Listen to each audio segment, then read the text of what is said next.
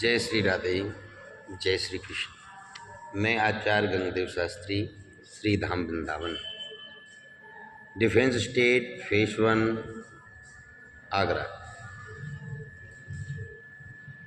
मातृपितृ भक्ति के संस्कार, इसकी कुछ टिप्सें हैं। जो बच्चा अपने माता पिता की सेवा करता है, कैसे करनी चाहिए, कैसे संस्कार होने चाहिए बच्चे में, इस पर कुछ टिप्पणी देते हैं। मर्यादा पुरुषोत्तम भगवान श्री राम ने अपने पिता महाराज दशरथ के आज्ञा अनुसार राजगद्दी की जगह वन गवन कर पिताजी की आज्ञा के पालन का अनूठा आदर्श उपस्थित किया था। श्रवण कुमार ने संस्कारों के कारण ही अंधे एवं वृद्ध माता पिता को कांवर में बैठा करके तीर्थ यात्रा कराई थी। धर्मशास्त्रों में, पुराणों में तथा इतिहासों में ऐसे अनेक आदर्श पुत्रों के प्रकरण मिलते हैं जिन्होंने माता पिता की सेवा करके अपना जीवन सफल बनाया। पद्म पुराण में भूमिखंड 63 में कहा गया है, पतितं सुचितं वृद्ध्य शक्ते सर कर्मसु व्याधितं कष्टनं तात मात्रं च तथा विदाम।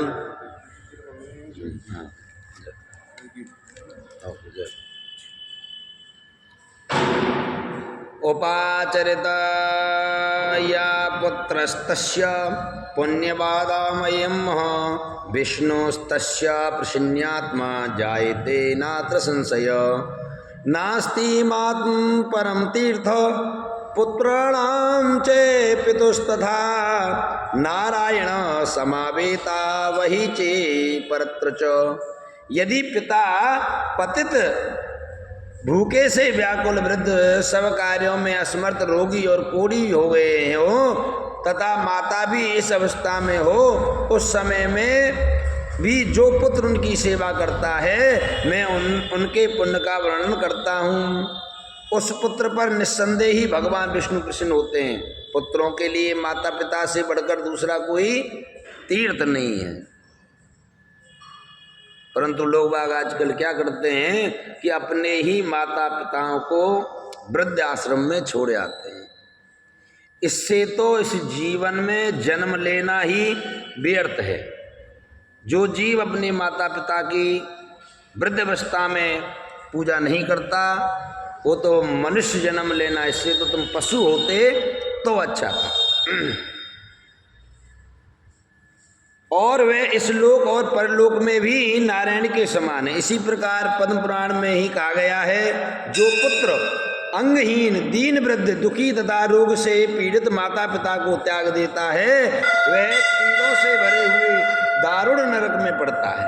जो पुत्र कटु वचन द्वारा माता पिता को दुखी करता है, वह पापी बाघ की योनि में जन्म लेकर के घोर दुख उठाता है। हमारे धर्मशास्त्रों में बालकों को, वृद्धजनों को अभिवादन करने के संस्कार देने के लिए कहा गया है। प्रातः काल उठ के रघुनाथा, मात पिता न सन नावही माथा। भगवान ने बड़ी सुंदर चौपाई लिखी है और समय समय पर हमारे शास्त्र जो हैं माता पिता की सेवा के बारे में बताते हैं।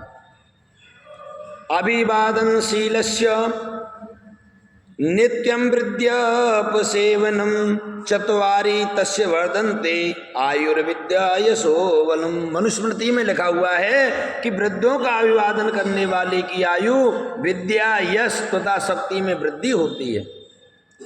हमारे प्रवक्ता, प्रवचनकर्ता, संत महात्मा, धर्माचार्य धर्मशास्त्र के उपयुक्त उदाहरण देकर युवा पीढ़ी को माता पिता की सेवा के संस्कार देते हैं। किंतु आज संस्कारहीनता के कारण माता पिता एवं वृद्धों की उपेक्षा ही नहीं, अपितु उत्पीड़न तक किया जाने लगा है। संस्कारहीनता के कारण संयुक्त परिवार टूटने लगे हैं। वृद्ध माता पिता परिवार, कभी सम्मान होता, कभी भी सम्मान होता था जब होती थी, अब उन्हें भार समझ जाने लगा है। पहले तो बड़ी सेवा करते थे माता पिता, परंतु आज का युग ये हो गया है कि अब तो महाराज ऐसा लगता है कि बड़ा बूढ़ा है तो इसकी बड़ा भार लगता है पुत्र पर, जैसे कि वो कभी बड़े बूढ़े होंगे ही नहीं, वो वृद्ध होंगे ही नहीं। जगह जगह वृद्धाश्रम खुलने लगे हैं। साहब क्या करें, वृद्धाश्रम में पहुंचाया है, बहुएं सुनती नहीं है। वृद्धाश्रम क्यों? इस प्रकार में मुझे एक घटना याद आ रही है कि सन 1992 ईस्वी में हरिद्वार में सप्त सरोवर मार्ग पर वृद्धाश्रम का निर्माण कराया गया था, जिसके उद्घाटन समारोह में उद्घाटनकर्ता ने कहा कि मैं आप सभी संतों की आज्ञा लेकर भगवान से प्रार्थना करता हूं कि स्वामी जी द्वारा बनाया गया यह वृद्धाश्रम कभी ना भरे, हमेशा खाली रहे। सुनते ही सभी स्तंभ रह गए। उन्होंने आगे कहा कि वृद्धाश्रम की कल्पना करके ही मेरा तो हृदय दुखित हो उठा है। हमारे भारत में वृद्धजनों का माता पिता की देवताओं की तरह सम्मान किया जाता था। कहा गया है कि वह परिवार क्या जिसमें वृद्ध माता पिता की सेवा नहीं होती हो, वह सभा क्या जिसमें वृद्धजन उपस्थित ना हो। आज माता पिता की सेवा संस्कार कहाँ गए? वृद्ध माता पिता के उनके बेटे घर में आदर के साथ ना रख करके वृद्धाश्रम में कैसे भेज देते? कैसे पत्थर रखते अपनी छाती पर और अपने बड़े बूढ़े जिस जीव को पैदा किया और वही जीव अपने माता पिता को महाराज वृद्धाश्रम में भेज। कितनी विडंबना है इस देश की। ये कल्पना करके ही मेरा हृदय द्रवित हो उठता है। ये प्रवृत्ति हमारी संस्कारहीनता को परिचायकता है, ये परिचय देती है।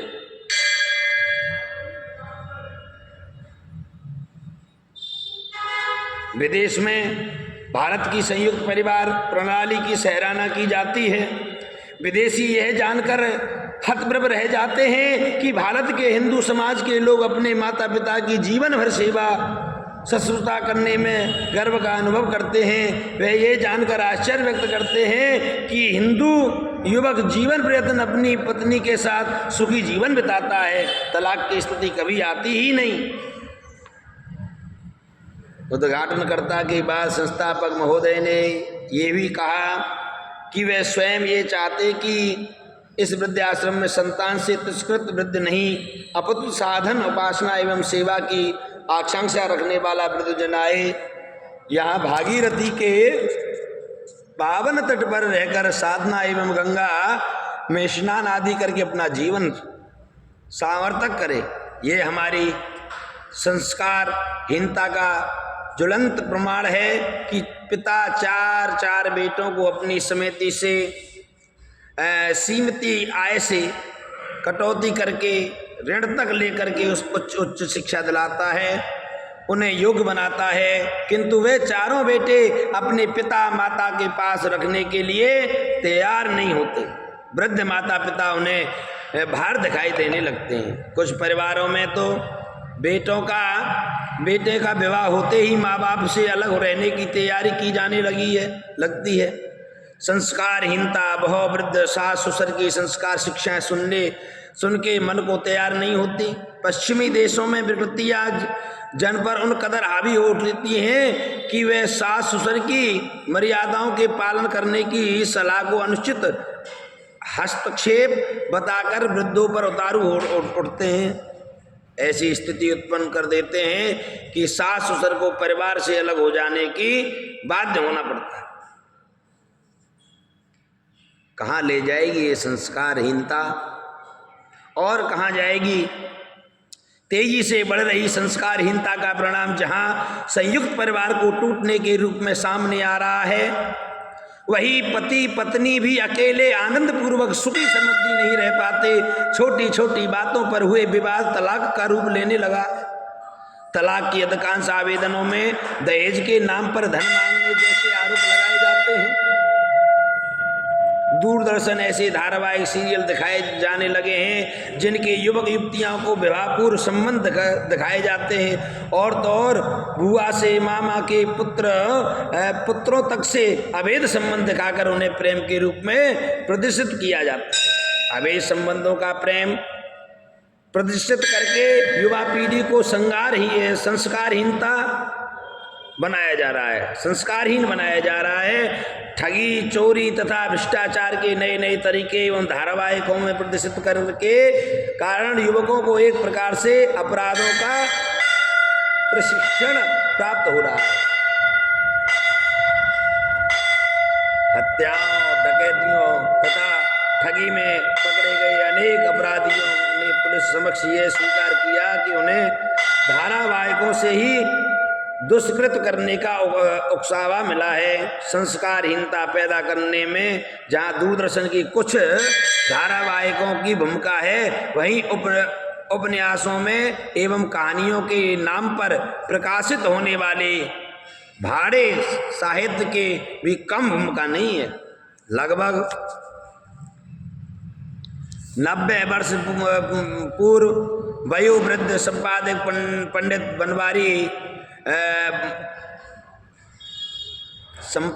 पंडित बनारसी दास चतुर्वेदी जी ने अश्लील साहित्य के विरुद्ध अभियान चलाया था। उन्होंने उसे घासलेटी साहित्य बताते हुए लिखा था कि ऐसी गंदी पुस्तकों से हमारी युवा पीढ़ी का मन मस्तिष्क दूषित हो रहा है। ऐसी पुस्तकों को साहित्य कदापि नहीं कहा जा सकता। साहित्य तो हित करने वाले के विचारों के संग्रह को कहा जाता है। गांधी जी ने चतुर्वेदी जी के आंदोलन का समर्थन करते हुए हरिजन सेवक नामक पुस्तक में लेख लिख करके विचारों को प्रदर्शित करने वाली पुस्तक पर प्रतिबंध का समर्थन किया था। आज संस्कारहीनता के ऐसे दुष्परिणाम सामने आने लगे हैं कि जिन्हें देख करके हृदय कांप उठता है। पिता द्वारा संपत्ति के लिए पुत्र की हत्या तथा पुत्र द्वारा पिता की हत्या किए जाने की घटनाएं सामने आ रही हैं। जीवन भर पति के साथ रहने का संकल्प कर लेने वाली पत्नी मर्यादाहीनता के शिकार बन करके परपुरुषों से संबंध बनाने में नहीं हिचकती। इतना ही नहीं, समाचार पत्र में जब पत्नी ने प्रेम के साथ षड्यंत्र रच करके पति की हत्या कर डाली जैसा समाचार प्रकाशित होता है तो हृदय कांप उठता है। संस्कारहीनता का इससे गणित परिणाम और क्या होगा? देश के स्वाधीनता आंदोलन का नेतृत्व तपे हुए तपस्वी नेताओं के हाथों में था। मैं देश के विदेश विधर्मी अंग्रेजों के चंगुल से मुक्त करा करके मर्यादा पुरुषोत्तम भगवान श्री राम के आदर्श राज्य की तरह स्वराज देने का सपना देखते थे। गांधी जी ने इसलिए राम राज्य का नाम दिया था।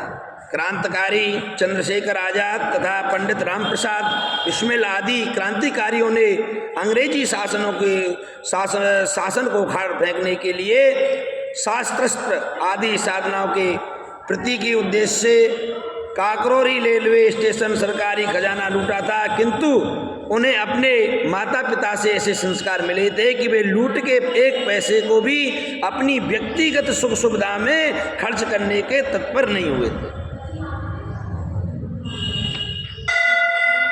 एक बार चंद्रशेखर आजाद के क्रांतिकारी साथी ने आज़ादी की मां की दयनीय आर्थिक हालत को देखते हुए कुछ रुपए भेजने की पेशकश की।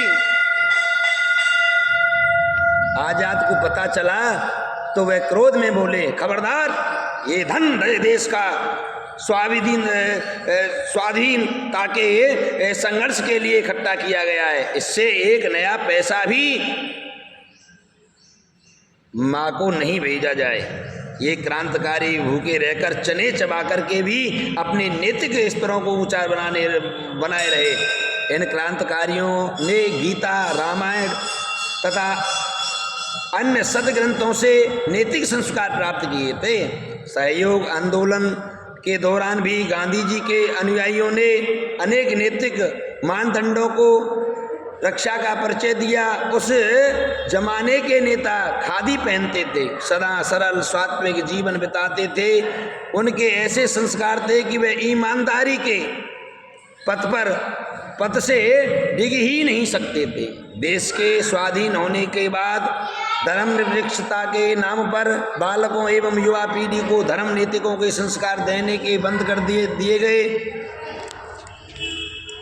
सने सने सत्ता पर संस्कारहीन सिद्धांतहीन नेताओं का कब्जा होने लगा। सत्ता में बैठे बड़े नेताओं को आर्थिक घोटाले शुरू कर दिए। सुख सुविधाओं ने उन्हें ऐसा अंधा बना डाला कि उन्हें अपने देश को त्याग तपस्या महान सभ्यता संस्कृति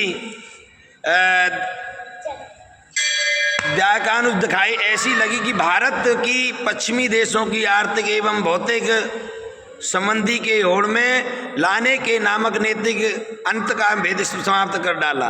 धर्मप्राण भारत की दयनीय स्थिति का एकमात्र कारण धर्म से विमुखता और संस्कारहीनता ही है। धर्म सम्राट स्वामी कहे हुए बुला लेंगे माना जा रहा